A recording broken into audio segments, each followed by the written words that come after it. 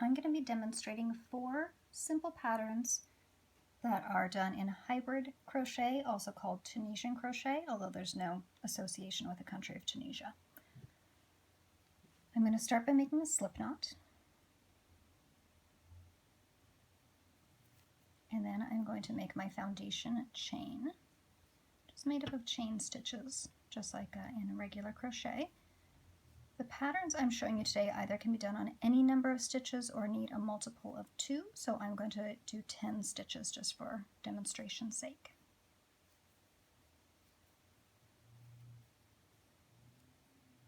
One, 2, 3, 4, 5, 6, 7, 8, 9. One more. Now I have one loop on my hook to start, and I'm going to work on the back or the underside of my chain going through these bumps. I'm going to skip the first one because I already have a loop coming out from very close by. Put my hook underneath the next bump, grab the yarn and drop a loop. And the next one, grabbing the yarn is called yarn over, but really you're moving the hook under the yarn rather than moving the yarn, or a little bit of each. And I throughout want to keep this a little bit loose because it'll be easier for me. And also this particular fabric has a tendency to curl up, and that's minimized if you can work it a little loose and also on a slightly bigger hook than you might otherwise use for that yarn. So at the end of my row, I've got 10 loops on my hook to correspond to the 10 chain stitches I had made. Now, the return pass of, this is my foundation row. I just did a forward pass picking up loops. The return pass is going to get me down to 1 loop at the end. And the return pass is going to be the same for everything I'm demonstrating today. So we yarn over, draw through 1 loop to start, and then yarn over, draw through, oops, slippery there, yarn over, draw through 2 loops, and we keep repeating just that part, yarn over, draw through 2, yarn over, draw through 2, all the way to the end when I'm down to just the 1 loop on my hook. Now, what often happens here is what you just made doesn't look great. It's going to look a whole lot better once I add another row on top of it.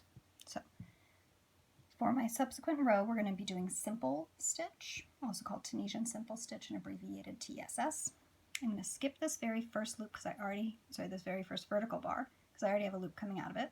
I'm going to find the next vertical bar and put my hook into that from right to left. Yarn over and drop a loop. Go to the next vertical bar, hook into it, yarn over, drop a loop. Remember to keep them a little loose. And keep doing this across my row.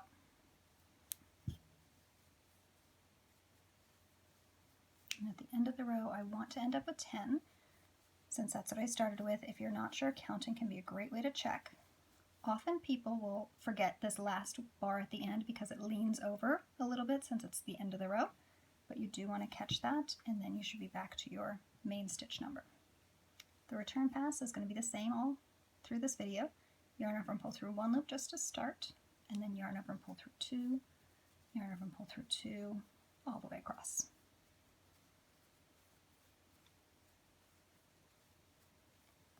So you might want to pause and just practice that for a little while. I'm going to move on to a different stitch that's a variation on this, which is Tunisian double crochet or hybrid double crochet.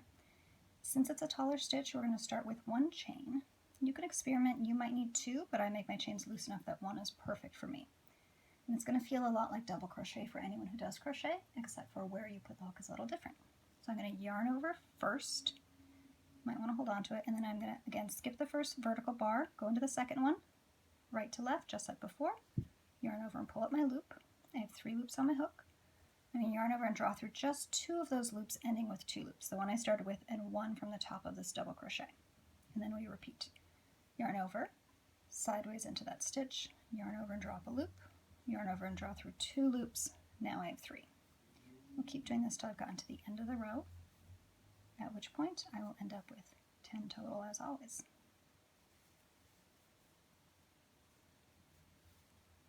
Yarn over, right to left through that vertical bar, yarn over and drop my loop, yarn over and draw through 2. So it takes a little longer to get across this forward pass, but I'm building more length to my fabric, so in terms of covering area, it's not really any slower. It might even be a bit faster.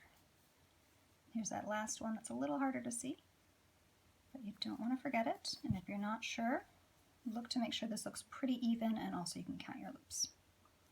Return pass is going to keep the same, so yarn over and draw through 1 just once, and then yarn over and draw through 2 all the way across.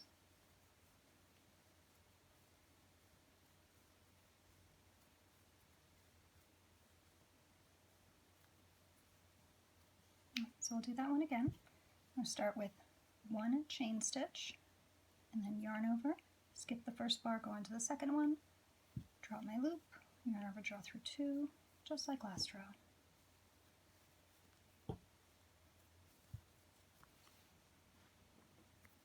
Make sure that you're keeping everything a little loose. I just had to stop and kind of pull on my ball of yarn to release a bit more.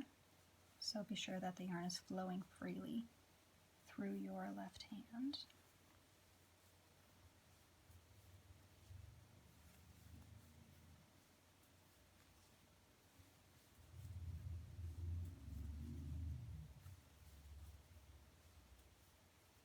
And here's my last bar. It looks a little different than before. It's kind of collapsing a bit, but you just want to find the last thing that looks pretty vertical, and that should be the right one. And you can always give it a count to make sure you have enough loops. Then the return again, yarn over and draw through 1 just once, and then yarn over and draw through 2 all the way across.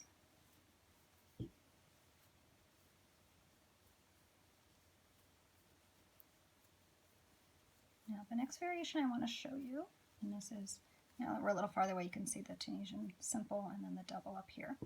Next one I show you is called crossed stitch, and I'm going to do a cross stitch as if they're simple stitches. You could do cross doubles or cross trebles or all kinds of other things as well. I'm going to skip my first bar as always. I'm also going to skip my second bar from now and go to the third one. Insert my hook right to left, drop a loop. Now I'm going to go back to the second bar that I skipped. So it's a little different angle here. It's a little harder, but you can do it. Go through that bar, drop a loop there. So I got the 2 stitches I normally would have done to start with, but I did them out of order. And we're going to keep doing things like that. I'm going to skip this next bar, go into the one after that, and then go back for the one that I skipped. We're going to keep doing that across the row. Skip one, go into the following one, go back to the one you skipped, and it can help just to hold on so that your loop doesn't fall off your hook.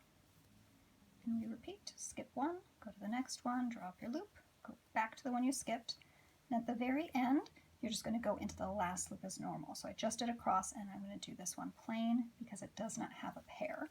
We have basically selvage stitches, one on each side. So I've still got my 10 stitches, and the return pass is going to be the same. Yarn over and draw through 1, and then yarn over and draw through 2 all the way across.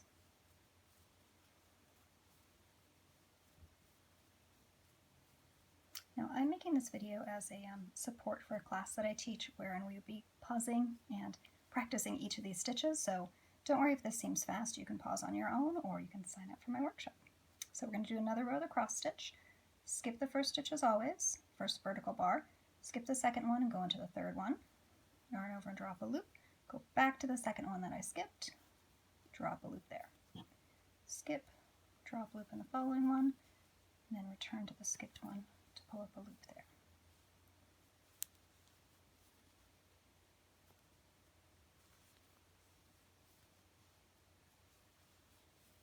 And at the very end I do my final cross, and then the very last stitch is just a plain solo stitch at the edge. Return pass is going to be the same as always. Through 1 and then through 2, through 2, through 2, all the way to the end. Now this is a little denser, so I might want a bigger hook for it because it makes a bit of a denser fabric, but you can see that starting to show up. So again, we have simple stitch, we have the double, and now we have crossed stitch. I've got one more to show you, which is called the knit stitch, or Tunisian knit stitch, and this one's a little different in terms of where we put the hook.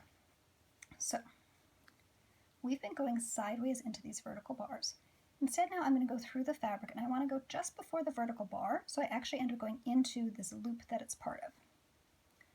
So my hook's going all the way through. I'll give you an aerial view from front to back. Catch the yarn and drop a loop, and as always make sure it's a little loose. Then again, this vertical bar, I want to go just before it through the fabric, so I'm really going into this loop. Pull up my bar, into the next one. Oops. Sorry, a slippery one there. into the next one. So it almost feels like before, but once I get into it, I kind of angle to the back. Feel your way, but you don't want to go totally in between the stitches, like you wouldn't want to go in the middle here. You want to go into the loop itself.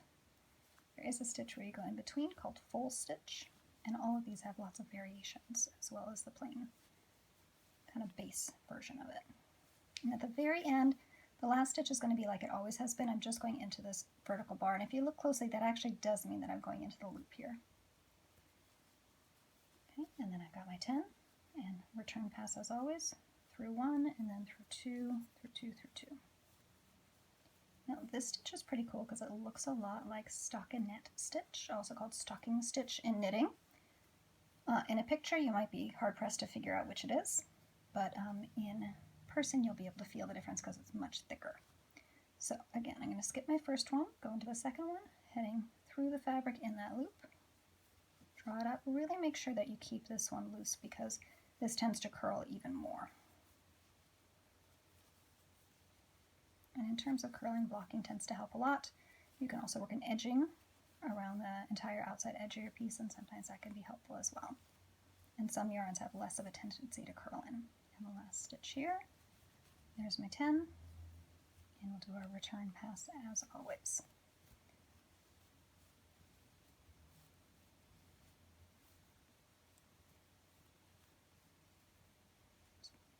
Went through an extra one there. That is a way you can decrease. That's not the only way, but I don't want to decrease right now. There we go. So you can start seeing my knit pattern is showing up here at the top. And then to finish, there are different ways. I like to work either slip stitch or single crochet along the top edge. So I'm going to insert my hook as if I'm doing that knit stitch we just did, drop a loop, and then immediately yarn over and pull through both loops to make a single crochet.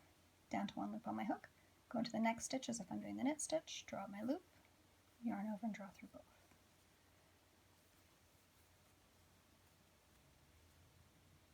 So this is not a forward pass exactly because I'm finishing the whole thing. I'm working the whole row at once, and I don't need to do a return pass because I'm going to end all the way at the left with just one loop on my hook.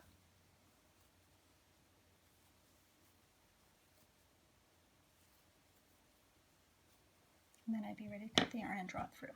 So here we have our 4 different stitches. We have the simple stitch, we have the double, we have the crossed, and we have the knit. So I hope you found that fun. Enjoy practicing, and you can find me online everywhere as Kira K Designs. I do lots of classes like this. Enjoy!